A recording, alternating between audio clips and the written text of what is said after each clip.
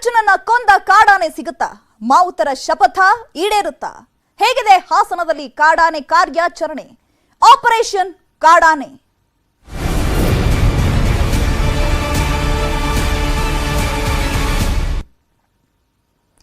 ಹಾಸನದಲ್ಲಿ ಇವತ್ತಿನಿಂದ ಮತ್ತೆ ಕಾಡಾನೆ ಸೆರೆ ಕಾರ್ಯಾಚರಣೆಯನ್ನ ಮುಂದುವರಿಸಲಾಗಿದೆ. ಅರ್ಜುನನ ಸಾವಿನ ನೋವಿನೊಂದಿಗೆ ಸ್ಥಗಿತಗೊಂಡಿದ್ದಂತಹ ಆಪರೇಷನ್ ಅನ್ನ ಇವತ್ತಿನಿಂದ ಮುಂದುವರಿಸಲಾಗ್ತಾ ಇದೆ. ಬೇಲೂರು ತಾಲೂಕು ಬಿಕ್ಕೋಡು ಆನೆ ಕ್ಯಾಂಪ್ಗೆ ಈಗ ಆಲ್ರೆಡಿ ಸಾಕಾನೆಗಳು ಬಂದ್ ಇಳಿದಿದೆ. ಅರ್ಜುನನ ಸಾವಿನ ನೋವಿನೊಂದಿಗೆ ಸ್ಥಗಿತಗೊಂಡಿದ್ದಂತಹ ಆಪರೇಷನ್ ಅನ್ನ ಅಧಿಕಾರಿಗಳು ಇವತ್ತಿನಿಂದ ಮುಂದುವರಿಸಿದ್ದಾರೆ. ಈಗ ಆಲ್ರೆಡಿ ಆನೆಗಳು ಸಾಕಾನೆಗಳು ಕ್ಯಾಂಪ್ಗೆ ಬಂದಿಳಿದಿದೆ. ಡಿಸೆಂಬರ್ 4ರಂದು ಕಾಡಾನೆ ದಾಳಿಯಿಂದ ಸಾವನ್ನಪ್ಪಿದ್ದಂತಹ ಕ್ಯಾಪ್ಟನ್ ಅರ್ಜುನನ ಕೊಂದ ಕಾಡಾನೆ ಹಿಡಿತೀವಿ ಅಂತ ಹೇಳಿ ಮಾವುತರು ಮತ್ತೊಂದು ಕಡೆ ಶಪಥ ಮಾಡಿದ್ದಾರೆ.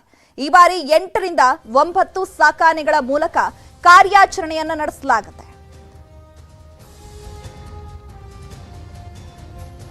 ಇನ್ನು ಅರ್ಜುನನ ಸಾವಿನಿಂದ ಸ್ಥಗಿತಗೊಂಡಿದ್ದಂತಹ ಕಾರ್ಯಾಚರಣೆಯನ್ನ ಈಗ ಮುಂದುವರಿಸಲಾಗಿದೆ. ಕಾಡಾನೆಗಳ ಹಾವಳಿಗೆ ಬೇಸತ್ತಂತಹ ಅಧಿಕಾರಿಗಳು ಈಗ ಕಾರ್ಯಾಚರಣೆಯನ್ನ ಮುಂದುವರಿಸಿದ್ದಾರೆ. ಹಾಗಿದ್ರೆ ಏನೆಲ್ಲ ಕ್ರಮಗಳನ್ನ ಕೈಗೊಂಡಿದ್ದಾರೆ, ಯಾವ ರೀತಿಯಾದಂತಹ ಸುರಕ್ಷಿತ ಕ್ರಮಗಳನ್ನ ಕೈಗೊಂಡಿದ್ದಾರೆ ಅನ್ನುವಂಥದ್ದು ಈಗ ಕಾದ್ ನೋಡ್ಬೇಕಾಗಿದೆ. ಈ ಬಗ್ಗೆ ಮತ್ತಷ್ಟು ಮಾಹಿತಿಯನ್ನ ಕೊಡ್ತಾರೆ ನಮ್ಮ ಪ್ರತಿನಿಧಿ ಕೃಷ್ಣಮೂರ್ತಿ. ನೇರ ಸಂಪರ್ಕದಲ್ಲಿ ಜಾಯ್ನ್ ಆಗಿದ್ದಾರೆ. ಕೃಷ್ಣಮೂರ್ತಿ, ಅಧಿಕಾರಿಗಳ ಬೇಜವಾಬ್ದಾರಿಯಿಂದ ಈಗ ಆಲ್ರೆಡಿ ನಾವು ಅರ್ಜುನನನ್ನ ಕಳ್ಕೊಂಡಿದೀವಿ. ಇವತ್ತು ಆ ಕಾರ್ಯಾಚರಣೆಯನ್ನ ಮುಂದುವರಿಸ್ತಿದ್ದಾರೆ ಅಧಿಕಾರಿಗಳು, ಎಸ್ಪೆಷಲಿ ಅಭಿಮನ್ಯು ನೇತೃತ್ವದಲ್ಲಿ. ಹಾಗಿದ್ರೆ ಅಧಿಕಾರಿಗಳು ಕಾರ್ಯಾಚರಣೆ ನಡೆಸೋದಕ್ಕೆ ಯಾವೆಲ್ಲ ಮುಂಜಾಗ್ರತಾ ಕ್ರಮಗಳನ್ನ ಕೈಗೊಂಡಿದ್ದಾರೆ? ಈ ಘಟನೆ ಮತ್ತೆ ಮರುಕಳಿಸದಂತೆ ಯಾವ ರೀತಿಯಾಗಿ ಅಲರ್ಟ್ ಆಗಿದ್ದಾರೆ? ಖಂಡಿತವಾಗಿಯೂ ಚೈತ್ರ, ಹಾಸನ ಜಿಲ್ಲೆಗೆ ಒಂದು ಕಪ್ಪು ಚುಕ್ಕಿ ಅಂತಾನೆ ಹೇಳ್ಬೋದು. ಕಳೆದ ಡಿಸೆಂಬರ್ 4ನೇ ತಾರೀಕು ಕಾಡಾನೆ ಕಾರ್ಯಾಚರಣೆ ವೇಳೆ ಕ್ಯಾಪ್ಟನ್ ಅರ್ಜುನ ಸಾವನ್ನಪ್ಪಿತ್ತು. ಇದಕ್ಕೆ ರಾಜ್ಯ ಮತ್ತು ದೇಶದಾದ್ಯಂತ ಮೊರಕವನ್ನು ಕೂಡ ವ್ಯಕ್ತಪಡಿಸಿದ್ರು. ಸುಮಾರು 15 ದಿನಗಳ ಕಾಲ ಏನು ಅರ್ಜುನನ ಸಾವಿನ ಸ್ಥಳಕ್ಕೆ ಬಂದು ಅವರ ಅಭಿಮಾನಿಗಳು ಅರ್ಜುನನ ಸಮಾಧಿಗೆ ಪೂಜೆ ಸಲ್ಲಿಸುವಂತ ಕೆಲಸವನ್ನು ಕೂಡ ಮಾಡಿದ್ರು.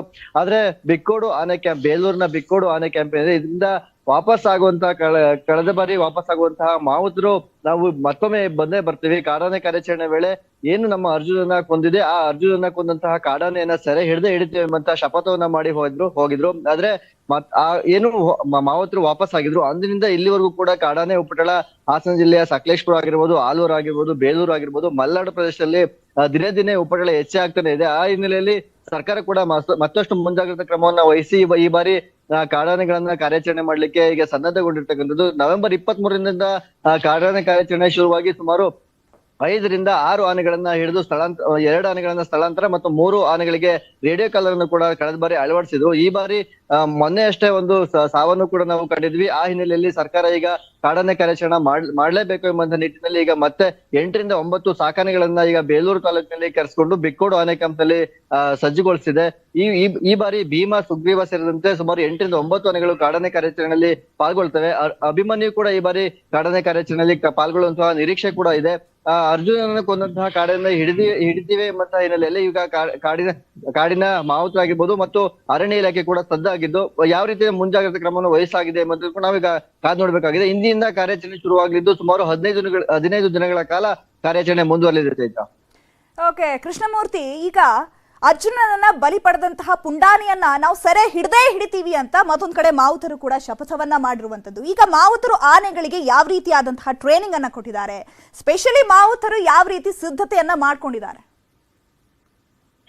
ಖಂಡಿತವಾಗಿಯೂ ಈ ವಿಚಾರವಾಗಿ ಪ್ರತಿ ಬಾರಿ ಕಾಡಿಗೆ ಸಾಕಾನೆಗಳನ್ನ ಇಳಿಸುವಂತ ಸಂದರ್ಭದಲ್ಲಿ ಸಾಕಷ್ಟು ತಯಾರಿಯನ್ನ ಮಾಡ್ಕೊಂಡೇ ಮಾವುತರು ಮತ್ತು ಕಾವಾಡಿಗರು ಬಂದಿರ್ತಾರೆ. ಅರಣ್ಯ ಇಲಾಖೆಯ ಅಧಿಕಾರಿಗಳು ಕೂಡ ಅಷ್ಟೇ ಎಚ್ಚರಿಕೆಯಿಂದ ಕಾಡಾನೆ ಕಾರ್ಯಾಚರಣೆಗಳನ್ನು ಕೂಡ ಮಾಡ್ತಿರ್ತಾರೆ. ಆದ್ರೆ ಕಳೆದ ಬಾರಿ ಅಚಾನಕ್ ಆಗಿ ಏನು ಅರ್ಜುನ ಕಾಡಿಗೆ ಹೋದಂತ ಸಂದರ್ಭದಲ್ಲಿ ಏಕಾಏಕಿ ದಾಳಿ ಮಾಡಿದಂತಹ ಕಾಡಾನೆಯಿಂದ ಅರ್ಜುನ ಸಾವನ್ನ ಅಪ್ಪುವಂತ ಸಮಸ್ಯೆ ಎದುರಾಗುತ್ತೆ. ಮತ್ತೆ ಕೆಲ ನುರಿತ ಅಧಿಕಾರಿಗಳು ಆ ಒಂದು ಕಾರ್ಯಾಚರಣೆಯಲ್ಲಿ ಇದ್ದಿದ್ರೆ ಅರ್ಜುನನ ಸಾವು ಆಗ್ತಿರ್ಲಿಲ್ಲ ಎಂಬಂತ ಗಂಭೀರ ಆರೋಪಗಳು ಕೂಡ ಕಳೆದ ಬಾರಿ ಕೇಳಿ ಬಂದಿತ್ತು.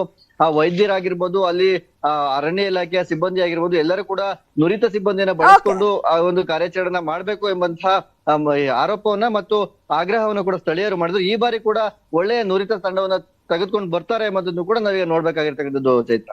ಓಕೆ, ಧನ್ಯವಾದಗಳು ಕೃಷ್ಣಮೂರ್ತಿ ತಮ್ಮೆಲ್ಲ ಇನ್ಫಾರ್ಮೇಶನ್ಗೆ. ಶ್ರೀ ವಿನಾಯಕ